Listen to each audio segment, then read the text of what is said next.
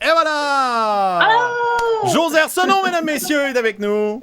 Hey, merci de me recevoir. Je suis super contente, vraiment. Hey, vraiment, Josée, faut savoir, les gens te connaissent beaucoup par la voix parce que tu as fait tellement d'années à la radio, tu as passé dans des stations légendaires, les choix FM 93 de ce monde. Tu as participé à plusieurs projets à TVA, tu as été collaboratrice au Journal Le Québec. Puis... Ma TV également. Elle a même eu le loisir de m'avoir comme metteur en ondes au 93. Imagines-tu? Hey, hein? Ça, c'est le bonheur. Ça a été vraiment le jackpot dans ma carrière. Là. Et voilà. Quand tu as eu François Jacques dans ton équipe, là, la réussite. C'est beau, je peux me retirer. Et voilà. Et maintenant, faut dire que Josée est comme nous et sur les médias sociaux maintenant. Oui, exact. Sur le web. Nous, c'est la plateforme Patreon qu'on utilise.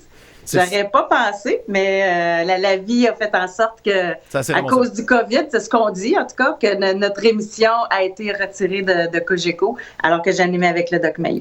Donc, avec le Doc Mayou, c'est ça. Fait que pour ceux qui reconnaissent la voix, co-animatrice, collaboratrice, pas sa blonde. Là. Partez pas des rumeurs. Non, c'est pas ça qu'on veut. Et aussi, on connaît Josée parce qu'elle parle beaucoup du mouvement alimentaire cétogène.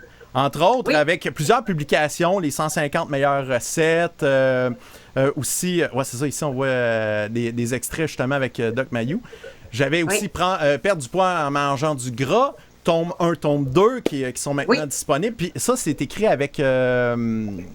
c'est qui ton collaborateur dans ce projet? C'est avec une médecin, c'est Dr. Evelyne Bourdu-Barouin. Ah ouais, c'est ça. Puis là, le tome 3 va sortir en septembre. Là. Mes recettes sont déjà toutes envoyées à la maison d'édition, sont en train de les faire et de prendre des photos. Fait que ça, c'est toujours excitant. Là. Fait que, c'est des beaux projets. Fait qu'on continue, on avance. C'est pas parce que la radio nous a mis sur pause pour le moment qu'on s'arrête de parler. C'est ça qu'il faut comprendre. Non, exact. Moi, tu sais, on est entre nous autres, là, je l'ai vu un peu venir, je dois vous dire, parce que c'est un choix qu'ils ont fait, Cogeco. Ils ont gardé certains animateurs. Quand il y a eu l'histoire du confinement, quand il y a eu le COVID qui est arrivé, il y avait des coupures budgétaires à faire. Ils ont mis 135 employés de Cogeco mis à pied temporaire. Fait que là, je me suis dit, bon, ils gardent tel, mais nous autres, ils nous tassent. Fait que je me suis dit, d'après moi, ça sera pas juste temporaire. Fait que j'avais commencé à réfléchir à l'après. Puis j'en avais discuté avec le Doc Mayou. Puis moi, j'ai l'Académie du Keto aussi, tout se passe sur le web. Là. Et la personne, je fais affaire, moi, avec nous web, c'est tout lui qui est derrière tout, là, l'Académie, etc., le marketing, puis tout ça. Puis j'y avais lancé l'idée, ça te tenterait-tu d'embarquer dans notre équipe, parce que c'est un partenariat à 3 qu'on a pour l'émission avec Doc Mayou, avec Jean-François Haché et moi. Lui, il n'avait jamais fait ça comme de la radio, mais il a embarqué là-dedans. Puis finalement, la journée où Pierre Martineau, qui était directeur général du FM 93 à l'époque, là, il est rendu à Montréal, mais qui m'appelle puis qui me dit, bon, ben c'est aujourd'hui que ça se termine, malheureusement, c'est des coupures. J'ai appelé Jean-François avant de parler au doc. Je dis, on est-tu prêt? Il dit, oui, on est prêt. Là, j'appelle le doc, je dis, êtes-vous prêt? Il dit, oui, je suis prêt. Fait que tout de suite, on a mis en place notre Patreon avec l'émission Libre et sans tabou. Oui, ça a été lancé très rapidement. Nous autres, on était en lancement de notre balado, mais par plaisir, évidemment. Nous autres, c'est pas la même affaire. Là. Disons que... Nous autres, ne voulons pas faire de l'argent avec ça. Non, nous autres, on fait ça juste par gaieté. Nous autres, on sert à rien. À rien. C'est plate à dire. J'ai une question, justement, parce que, tu sais, j'ai jasé avec le doc une couple de fois, puis mettons que côté faire de l'argent, c'est une de ses activités préférées, je pense. Mais ça... moi, j'ai eu deux aventures dans le podcast, puis ça n'a jamais été payant, mais mon but, c'était éventuellement, mais pas tout de suite. Sauf que quand j'en faisais du podcast, tout le monde disait, c'est difficile de percer, tu feras pas d'argent avec ça, ça va être des petits montants, il n'y aura pas beaucoup de gens au début. Comment ça a commencé avec une Josée Arsenault puis un Doc Mayou qui s'en va dans le podcast? Est-ce qu'il y a quand même des tu sais, on s'entend, c'est pas le même nombre que la radio traditionnelle, mais est-ce que vous avez des codes d'écoute qui font votre affaire? Oui, bien nous, si vous voulez que je vous l'explique comment ça fonctionne, nous, on offre 3 forfaits. Fait qu'on a le forfait, puis en plus, Patreon, la plateforme qu'on utilise pour faire ça, c'est une plateforme américaine. Fait que le montant que je vous dis, c'est en US. Fait que ça coûte 5$ par mois, ce qui est pas cher pour avoir accès à toutes les émissions, sauf que les gens à 5$ par mois sont pas en direct. à 10$ par mois. Là, ils se connectent en direct, ils participent, comme en ligne ouverte, comme on avait à la radio, posent des questions, racontent leurs histoires. Puis, s'ils payent 25$ par mois, bien là, ils assistent à notre meeting en direct du matin à 9h30, puis c'est là qu'on décide de nos sujets, comme on faisait avant, sauf que là, c'est devant le public. Puis, il y a le coup de gueule du doc par rapport à ça. Fait que quand on a débuté le projet, on s'est dit, on mise le tout pour le tout. Fait qu'on s'attendait pas à faire de l'argent avec ça, pour être bien franc. Là, c'est sûr que je dévoilerai pas notre T4, mais à mon niveau à moi, là, je parle pas du doc parce que lui, c'est un autre niveau. Mais juste pour vous donner une petite idée, à mon niveau à moi, je suis rendue maintenant, on a commencé ça au mois de mars. Fait que moi, je suis rendue aux 3/4 de mon salaire que je gagnais au FM 93. Crème, déjà? Wow. Si bol, ça va bien. Fait que, puis on est 3 là-dedans. Là. Fait que nous, on se sépare en 3. Là. Fait que, c'est drôle parce que ça confirme un peu ce qu'on dit dans le domaine du podcast depuis longtemps, c'est que ça prend des gros noms qui vont arriver de la radio traditionnelle pour s'en venir vers le podcast pour faire réaliser aux gens que ce médium-là existe. Et là, ces gens-là vont découvrir les gros noms, vont continuer d'écouter les gros noms, mais découvrir les nouveaux. Puis ce que tu fais peut avoir un effet d'entraînement après ça pour des joueurs plus indépendants ou du monde comme nous autres qui font ça pour le fun, mais que le fait de faire découvrir la technologie amène des gens. Absolument. Oui. Ben moi, je pense que, le Doc Mayou, c'est sûr que son nom n'est pas à faire. Moi, ça faisait 4 ans là, que j'animais avec lui. Mais je pense vraiment que ce qui nous a permis de propulser ça quand même assez rapidement, c'est Jean-François. Parce que lui, il a créé la chaîne YouTube, il sort des extraits des émissions tous les jours, il partage ça. On a toute notre liste de courriels, ils ont leur rappel de l'émission chaque jour, ils ont l'extrait qui arrive dans leur courriel. Fait qu'ils sont vraiment entretenus, là. Je sais pas si vous comprenez. Ouais, fait que de cette façon-là, ça amène une fidélité là, de la part des là, je sais plus comment les appeler, les abonnés, en tout cas, ceux qui nous suivent. Là. C'est ça. On est loin du modèle traditionnel, José, de la radio qui fonctionne grâce à la publicité. Je t'entendais même faire des lives, donc des publicités, des réclames en direct. Est-ce que dans le modèle actuel, il pourrait y avoir un modèle à deux faces, c'est-à-dire on paye le 5$, puis aussi il y aurait de la publicité d'entrée ou d'accueil, quelque chose dans le genre? Ça, on le vise, mais avant puis notre plan est déjà fait, s'il y en a qui veulent prendre la publicité dans notre émission, sauf que là, on attend d'avoir des stats, là, des stats vraiment solides. Là, comme, on s'est dit, on va peut-être attendre 6 mois, et là, avec les stats qu'on va avoir sur YouTube, sur les émissions en direct, sur les répercussions que ça a sur les réseaux sociaux, les vues, etc. Des fois, Doc Mayou fait des sorties, entre autres, il en a fait toutes sur les grosses en temps de COVID. Bien ça, je pense qu'on est rendu à 400 000 vues, là, pour vous donner une idée, mais on vise beaucoup plus que ça. Fait que quand on va avoir beaucoup de vues, là, ça va vraiment être intéressant de cogner à la porte des commerçants, mais ça sera jamais en direct. L'émission ne sera pas interrompue par un live. La façon qu'on va fonctionner, c'est que quand on va diffuser l'émission sur notre chaîne YouTube, on va insérer le live pour pas que ça soit tannant pour ceux qui nous regardent en direct. Fait que ça va être l'avantage des abonnés parce que sur notre chaîne YouTube, c'est gratuit pour tout le monde. Sauf que les émissions arrivent 3 semaines en retard. Bon, avec les années, Pierre Mailloux, tu le connais intimement, là, et tu sais que lorsqu'il traite d'un sujet, pendant que vous faites l'émission, est-ce que tu sais que, oh my God, là, il s'en va dans une traque, qu'on va avoir des problèmes, ou que ce sera très payant en code d'écoute? Quand tu entends le mot « les grosses », José, on va parler des grosses, tu sais en partant qu'il va se passer de quoi, là? Non, c'est clair. Puis lui, si vous saviez à quel point il triple sur le Patreon comparativement à la radio, lui, là, dans nos meetings, là, c'est libérer la parole. Il appelle ça libérer la parole. Là, il n'est plus guetté, il n'y a plus de boss qui passe dans la fenêtre en voulant dire, là, surveillez. Tu sais, il est libre, là. Fait que pour lui, fait que là, il s'empêche pas. Il appelle les Chinois les chintok, puis il appelle les obèses les grosses, puis les gros, puis il dit les vrais mots. Tu sais, c'est aussi simple que ça. Puis ceux qui sont abonnés, je pense que c'est ça qu'ils aiment. Tu sais, puis même pour vous donner une petite idée, quand on était à la radio, nous, dans le 35-64, on était fort, mais c'était surtout dans le 18+, parce que c'était les personnes où on était vraiment fort, là, c'était 50, 60. Puis là, sur Patreon, c'est des 20, 30, 40, là. Fait que on a rajeuni notre auditoire. C'est pas croyable. Mais le support le fait que ça marche. Dis-moi, justement, c'est drôle qu'on parte tout de suite en entrevue puis on se met tout de suite à parler du doc. La première question qui a popé d'un auditeur, ça a été Nick Simoneau quand il a vu que ton nom était là, tu étais notre invité. Je réserve ma question. Comment c'est de travailler avec Doc Mayou? Est-ce que c'est difficile? Est-ce que c'est très facile? Il y a eu une évolution.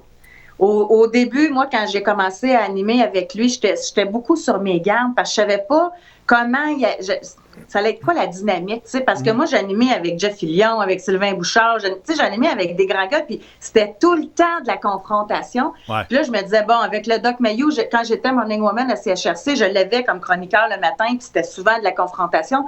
Là, je me disais, ça va être encore ça? Puis au contraire, après 2 semaines, j'ai comme été rassurée. Là, c'est comme s'il y avait une complicité qui s'était établie. Puis c'est plus un travail d'équipe. Puis là, plus, évidemment, que les années passent, plus que je le connais. Fait que, puis il a appris à me respecter aussi. Puis ce que je me suis rendu compte, puis que les auditeurs ne savent pas, puis là, maintenant, ils le voient. Parce qu'avant ça, ils ne voyaient pas la radio, mais là, ils le voient. Admettons que je ne suis pas contente, puis je m'astine, puis que je défends mon point, il est content. Ah ouais? Il est super content, tu sais, fait que... Puis nous, avant ça, la radio, c'était... on s'astinait des fois, là, on va à la pause, là, on était pendant la publicité, nous autres, on travaillait avec FaceTime pour pouvoir se voir. Puis là, on passait déjà à un autre sujet. Là. Hey, cet appel-là, c'était pas pire. Hein? Fait que... c'est vraiment très respectueux. Je sais que même si je pense à l'opposé de lui, il va respecter quand même l'opinion. C'est pas Dr Mayou versus José Arsenault quand on s'astine, c'est l'opinion du doc versus mon opinion. Fait que ça fait toute la différence. Et ton opinion peut représenter une partie des auditeurs qui écoutent et son opinion fait partie de notre affaire. Oui. C'est parfait comme ça. C'est ça, exact. Puis maintenant, au début, je me disais, parce que lui, tu sais, c'est souvent la faute de la mère. Tu sais, je vous apprendrais rien. Ben non. La mère absente, le père. Votre mère était où, vous, là-dedans? C'est ça. Puis, au début, j'étais portée, tu sais, le Québec n'aime pas les enfants, puis il y a de la folle au carré au Québec, tu sais. Ça fait que au début, j'étais souvent portée à vouloir défendre, parce que j'étais une femme, défendre les femmes. Puis à un moment donné, écoutez, tu sais, François, tu as entendu des témoignages qu'on a dans l'émission. Maintenant, tu te rends compte qu'effectivement, le pourcentage de bonnes mères au Québec, là, il y en a moins de bonnes que de bonnes. Tu sais, fait qu'à un moment donné, là, tu commences à avoir un constat. Puis là, je me suis moins sentie obligée de défendre l'indéfendable, si vous comprenez ce que je veux dire. Je suis passé par là aussi avec l'émission, tu sais, en tant que metteur en ondes, je l'ai pas été très très longtemps, mais tu sais, j'étais pas un auditeur fidèle, puis à un moment donné, quand t'es comme entre guillemets là, obligé de l'écouter au complet pendant X semaines de temps, tu fais ouais, ok, c'est ça, tu sais, puis je dis pas ça méchamment, c'est vraiment que là, j'avais pas de façon, j'avais pas de raison de m'en aller, puis t'écoutes l'émission au complet, tu fais comme il y a une ligne directrice. Il y a quelque chose. Il n'y a pas toujours raison, il n'y a pas toujours tort. Puis, tu sais, je dis beaucoup aux gens, tu sais, le doc, tu es peut-être en désaccord avec ce qu'il dit, mais il ne peut pas avoir tort 100% du temps. Il n'y a personne sur Terre qui a tort 100% du temps. Hein. Oui, exact. Moi, je pense que ceux qui regardent. À part Donald Trump, tu vas dire, le P. Non. J'allais dire à part toi, François, il y a tellement de monde qui trouve que tu as tout le temps tort. Mais ceux qui jugent le plus souvent, c'est ceux qui ne regardent pas l'émission ou dans le temps qu'ils ne l'écoutaient pas au complet. Fait que, tu sais, t'entends un extrait qui passe à la radio, vous savez comment que ça, on va passer l'extrait le plus crunchy, là. Fait que, tu sais, si tu te fies tout le temps juste à ça, tu te dis, voyons, c'est quel genre de personnage. Mais quand tu écoutes toute l'émission, tu vois d'où vient son opinion. Hey, José, je t'ai invité parce que... pour moi, tu es quelqu'un qui m'a marqué dans le monde des médias, dans le monde de la radio. Moi, je suis un passionné de radio depuis les années 90. Je vivote alentour. Je suis allé travailler un peu à Québec. Je suis revenu dans ma région ici.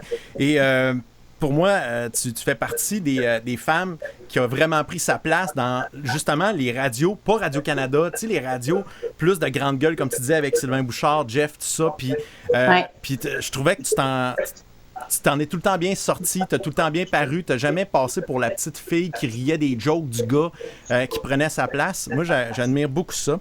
Et il y a eu un clash avec José. Oui, pour de vrai. À partir des Jardins secrets, là. C'est vrai. Je trouve qu'il y a eu un clash. C'est vrai. Parce que, tu sais, je sais pas c'est quoi ta relation avec Jeff aujourd'hui, mais je trouve que c'était la meilleure des idées que de vous séparer. C'est-à-dire que tu aies ton propre show, puis qu'il y ait les patentes à José, comme il dit si bien, là, Jeff, là. il est né quelque chose, il est né un format. Exact. Oui. Non, moi, j'arrivais d'Énergie à Drummondville là, quand je suis arrivée à Choix FM. Puis quand je disais tabarouette en ondes, je passais dans le bureau parce que les boss avaient peur que je dise tabarnak. Tu sais. Mm-hmm. Là, j'arrive à Choix. Boy, il a fallu que je m'adapte à un autre genre totalement différent. Fait que pour moi, c'était beaucoup. Puis quand j'étais dans l'émission de Jeff, je pense que j'étais prête au nouveau caractère, mais j'étais pas prête parce que quand Jeff a commencé, moi, quand je suis arrivée, c'était dans ses premières années. Puis en plus, oui. C'était quelque chose, là. Je sais pas si vous le savez. Fait que moi, j'étais encore petite fille pas mal, tu sais. Fait que le fait qu'ils me permettent d'avoir l'émission Les Jardins secrets de Josée, quoi que j'allais loin, là, c'est là que j'ai commencé les vendredis sexe aussi, puis tout ça. Fait que ça m'a permis beaucoup, moi, de m'épanouir comme animatrice. Puis aussi, quand j'avais Les Jardins secrets, j'avais toujours un moment avec Jeff pour présenter mon sujet, puis on avait de l'interaction ensemble. Hey, moi, je pense que je suis devenue animatrice là. Tu sais, avant ça, je jouais à être animatrice. J'essayais d'être une animatrice, mais je pense que c'est là que je suis devenue animatrice. Est-ce que, parce qu'elle est beaucoup critiquée, la radio style de Québec, style Filion, Bouchard, puis tout ça. Toi, pour avoir travaillé dedans, je pense que tu as vu les côtés positifs et négatifs de ça, mais dans l'ensemble, tu vois-tu surtout du positif ou du négatif à ce genre de radio-là? Bien, totalement positif, là. Moi, quand j'ai commencé à faire de la radio, que je sortais de l'école, mon rêve, tout le monde voulait aller à Montréal. Tu sais. Ouais. Mais un coup que tu goûtes à Québec, tu veux plus aller à Montréal. Tu peux plus rien dire rendu à Montréal. Mais par contre, je sais que vous êtes des amateurs de radio, il y a eu une évolution. Là. À un moment donné, on pouvait tout dire à la radio. Là, on peut presque plus rien dire à la radio. Fait que c'est juste ça qui est tannant un petit peu. Là. Ça enlève de la magie qu'il y avait avant, je trouve. Tu sais. Ouais. Puis à Québec, moi, je pense que les auditeurs, ce qu'ils aiment, c'est qu'on peut dire on pouvait, là, de moins en moins, mais on pouvait dire les vraies choses. On pouvait parler, avec vraiment chaque animateur, tu savais où est-ce qu'il se positionnait politiquement. Hey, moi, la première fois, là, je le dis, avant ça, là, il fallait rester neutre, il fallait pas savoir pour qui qu'on votait, fallait pas. Moi, je me rappelle encore, là, c'était le temps des élections, là, Jeff faisait, parce que je reviens à lui, il faisait le tour de la table. Bon, pour qui tu votes, toi, pour qui tu votes? Là, fallait, là. Tu sais, t'as pas le choix d'être mouillé, là. Oui, exact. Fait à partir de ce moment-là, moi, ça m'a vraiment beaucoup aidé à, bon, tant qu'à parler, je vais dire ce que je pense, puis si le monde ne sont pas contents, ben, on peut jamais plaire à personne. Fait qu'à partir du moment que j'ai eu ce minding-là, si vous me permettez l'expression, ça m'a libérée. Tu sais, ça m'a permis d'astiner quand ça me tentait d'astiner, de dire mon opinion, de m'impliquer, même au niveau politiquement, etc. Fait que ça, j'ai adoré là, avoir... en tout cas, je me trouve chanceuse d'avoir eu l'opportunité de travailler avec des grands gueules. Là. C'est pas toujours facile, mais ça m'a fait beaucoup avancer. C'est drôle parce que je pense que j'interviewerais, mettons, Julie Bélanger, qui a passé aussi après avec Paul Arcand. Puis elle aussi, elle dirait, avec Paul Arcand, elle a appris beaucoup versus qu'est-ce qui s'est passé à Québec, puis tatata. C'est l'expérience, c'est fascinant. Moi, je me demande, là, tu parles qu'on peut moins dire de choses dans les médias traditionnels. Et versus avec le temps, l'élastique a peut-être été trop étiré dans le passé, c'est peut-être ça qui est arrivé. Le fait que les gens peuvent trouver à peu près n'importe quel contenu maintenant aujourd'hui, là. On peut trouver vraiment de tout, autant sur Internet. Le fait que les médias jouent plus safe aujourd'hui parce que c'est des grosses corporations, c'est ce qu'on comprend. Oui, ils veulent pas et des actionnaires aussi, là, c'est ça. C'est ça la différence. Est-ce que tu penses que la radio est en danger? Bon, moi, je pense que la radio, elle va toujours exister. Puis, je pense... mais par contre, avec les jeunes... Tu sais, juste, on le voit avec... tu sais, je réfléchis en même temps, c'est une très bonne question. Là, mais je pense que la radio va toujours exister. Ouais. Mais là, on l'a vu dans les derniers sondages, c'est la radio musicale qui a pris beaucoup de place. Mm-hmm. Comparativement avant ça, c'était la radio parlée qui dominait le marché. Là, la radio musicale a pris beaucoup de part. Mais c'est peut-être justement parce que le contenu, on peut en retrouver partout sur le web. Mais selon moi, là, on fait partie des mineurs, je ne sais pas comment le dire, là, des précurseurs. Ouais. Mm-hmm. Parce que je pense qu'on est là au bon moment, là, pour être sur le web, puis que ça va être en croissance, puis qu'on va donner des idées à d'autres personnes, puis tant mieux parce qu'il y a de la place pour plein de monde. Là. Mais je pense qu'on au bon moment. Est-ce que c'est comme partir une nouvelle ligne de vêtements? Est-ce qu'on espère avoir une très bonne idée et se faire acheter par une plus grosse compagnie?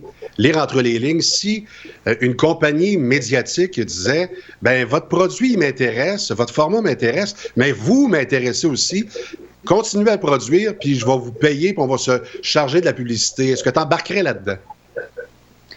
Bon, je me ferme jamais aux propositions, quelle qu'elle soit, dans une farce. Mais je me ferme jamais. Mettons que Cogeco t'approchait pour acheter l'émission du Doc. Puis on crée le Netflix du podcast, mettons, au Québec. Là. Ça pourrait arriver. Là.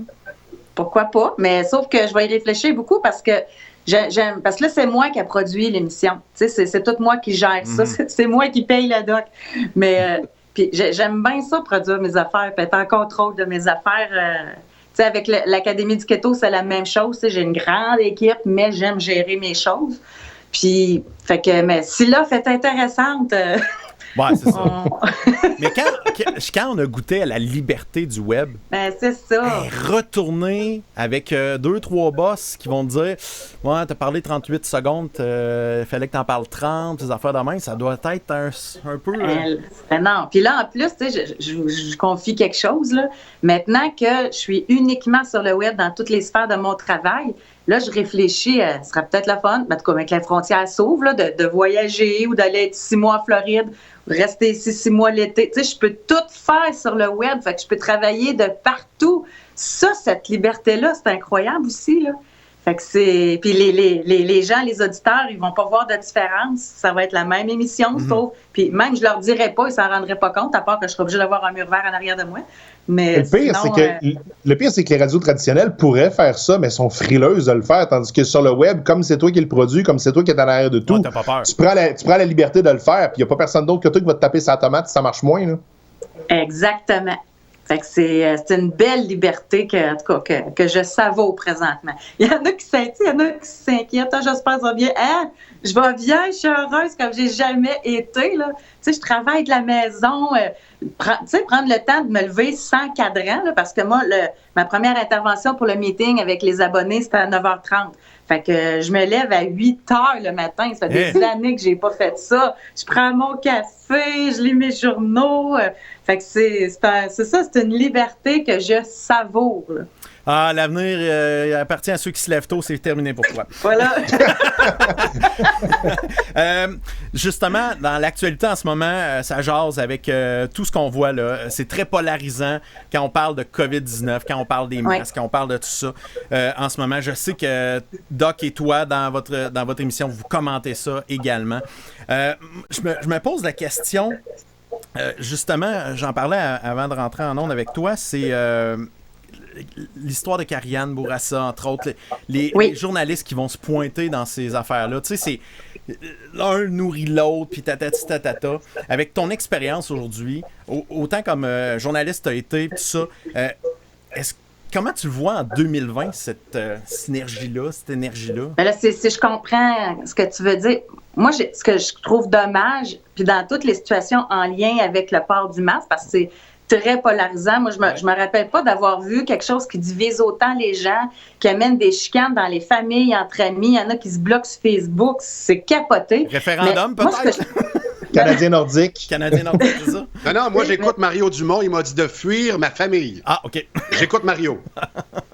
Mais personnellement, ce que je trouve le plus difficile, c'est qu'on attaque la personne qui n'a rien à voir là-dedans. Tu sais, c'est que la petite fille qui travaille dans un dépanneur, puis qui a dit au monsieur, je peux pas vous laisser rentrer, vous avez pas votre masque, puis elle se fait insulter, puis que 5 minutes après, dans les toilettes en train de pleurer. C'est pas elle qui a décidé ça. Tu sais, c'est comme la journaliste, là, c'est pas elle, c'est son patron qui a dit, son affectateur qui a dit, tu t'en vas à telle place, puis tu vas faire tel reportage. Tu sais, c'est les journalistes de TVA, oui, sont pointés, mais en même temps, c'est leur rôle qu'on leur demande de faire. Exact. Puis en passant, à ma connaissance, TVA sont encore numéro 1 dans les codes d'écoute. Fait qu'il y a beaucoup de chialeux hypocrites, là.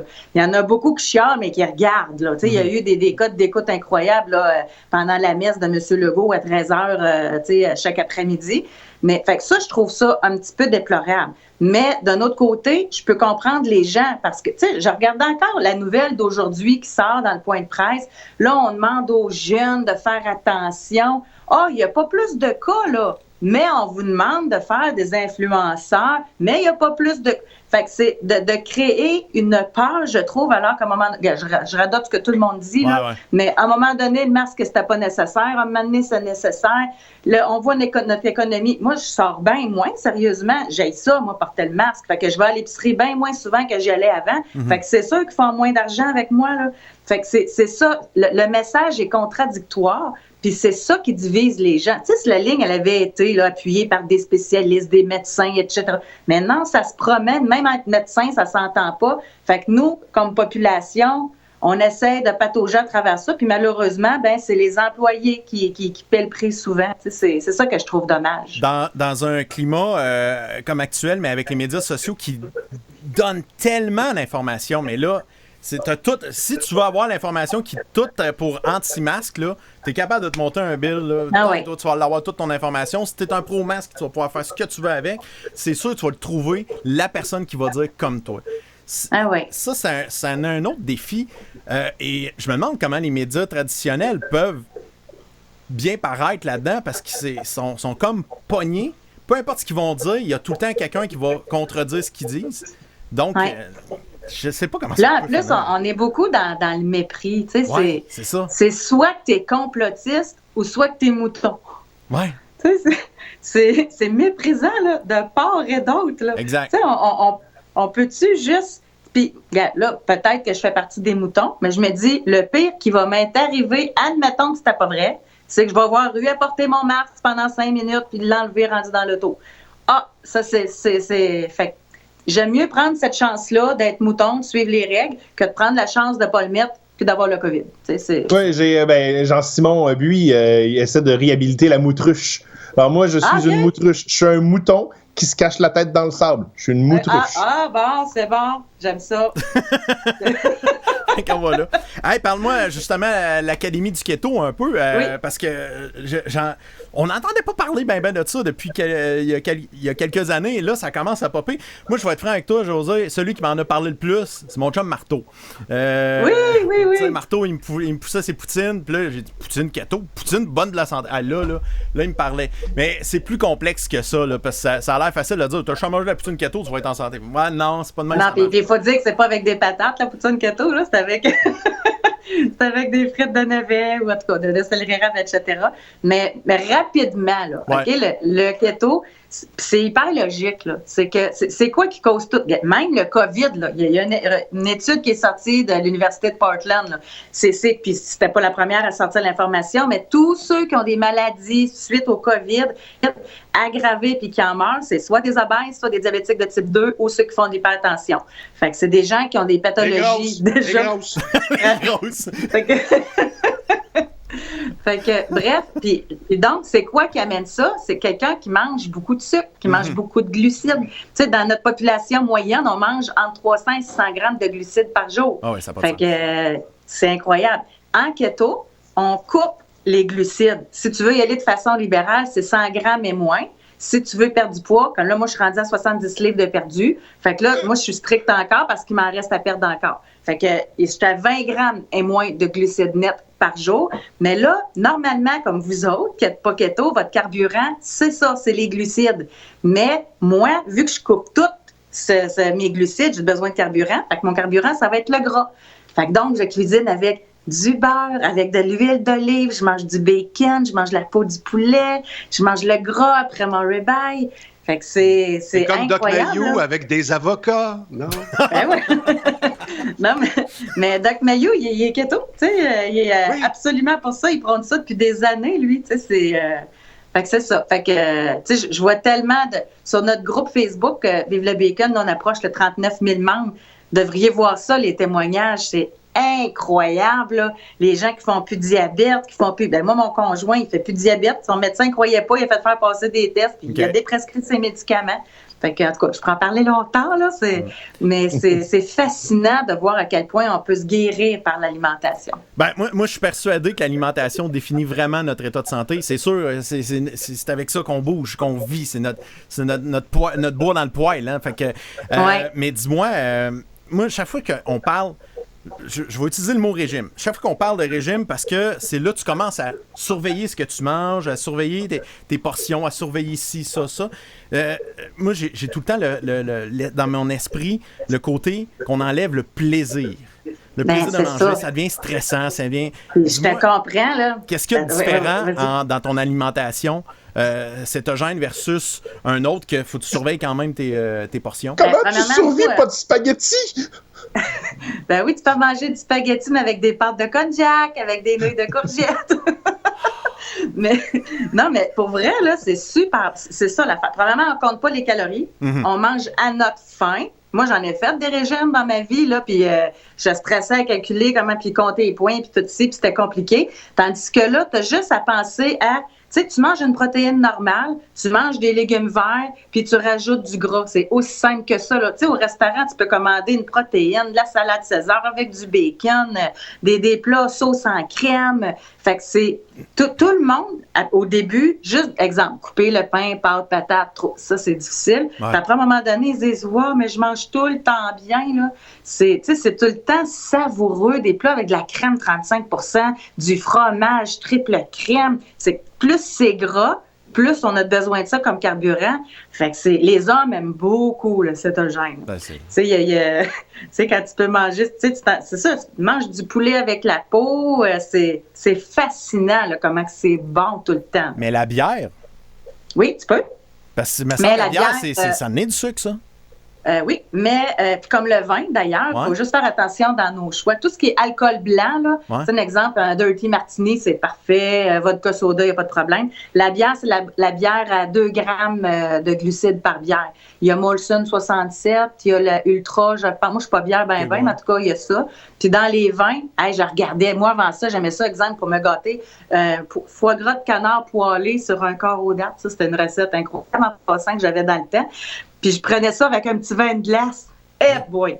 Le vin de glace, je l'ai regardé hier, le Inisquilline, là. Ouais. Savez-vous comment il y a de sucre résiduel par litre? 250. Oh. Moi, mes vins maintenant que je prends, c'est 1,2, 1,6. Je peux te dire que ça change un beat, que ça change beaucoup, là. Puis surtout qu'on aime beaucoup le vin sucré au Québec. C'est, on se rappellera, il y a quelques années, c'était... Ménage à trois. Ménage à trois, Yellowtail, c'était des vins ultra sucrés. Les Australiens, oui. Tout le temps, À peau quelque chose, là. Juste parce que je veux le dire, là. Apoticred. Ouais, j'allais dire Apocalypse Now, ça n'a pas rapport. J'aimerais savoir, est-ce que des désagréments, j'entends des légendes urbaines, à savoir que l'haleine changerait ou que quand tu vas faire ton numéro 2, il y a d'autres odeurs. Est-ce qu'il y a un changement? C'est pas des légendes urbaines. Parce que imagine là, que tu passes de full sucre, full bière, avec puis que du jour au lendemain, tu baisses tout ça, ton corps réagit. Là. On appelle ça le keto flu. Puis ça dure à peu près 7 jours. Puis l'haleine, normalement, quand ça arrive, ça veut dire que tu es en cétose. Cétogène pour cétose. Ça, c'est quand ton foie brûle du gras, puis que là, ça devient une machine à brûler du gras. Fait que là, au début, là, c'est niaiseux, mais quand tu as mauvaise haleine, ça veut dire que je suis en cétose. Mais ça passe. Tu te brosses les dents, puis ça passe. Là.